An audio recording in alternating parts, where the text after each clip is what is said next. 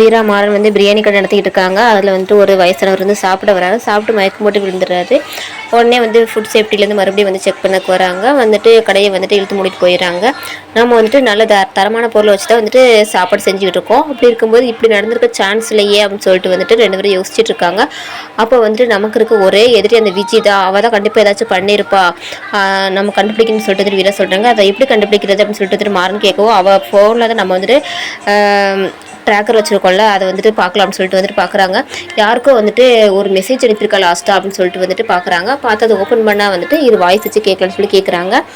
நீ எப்படியாச்சும் வந்துட்டு அவங்க பிரியாணியில் வந்துட்டு கெட்டு போன மசாலா ஏதாச்சும் மிக்ஸ் பண்ணிடு அப்படின்னு சொல்லிட்டு விஜய் வந்துட்டு வாய்ஸ் கொடுத்துருக்காங்க. இதை வந்துட்டு கேட்டுட்டு அந்த ஆளை வந்து கண்டுபிடிக்கிறாங்க. கண்டுபிடிச்சி வீட்டுக்கு கூப்பிட்டு போகிறாங்க. வீட்டுக்கு கூப்பிட்டு போய் கார்த்திக், ராகவன் அப்புறம் எல்லாரும் வந்துட்டு அடிக்கிறாங்க.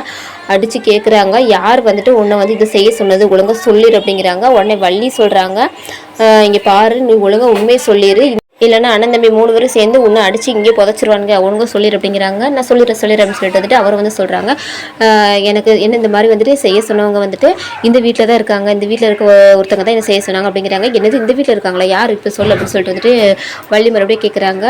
அது கண்மணிங்கிறவங்க ஒருத்தவங்க தான் வந்துட்டு என்ன செய்ய சொன்னாங்க அப்படிங்கிறாங்க. கண்மணியா அப்படின்னு சொல்லிட்டு வந்துட்டு எல்லாரும் கண்மணி பார்த்து திரும்புகிறாங்க. கண்மணி வந்துட்டு நான் செய்ய சொன்னேன், நானா அப்படின்னு சொல்லிட்டுங்கிறாங்க.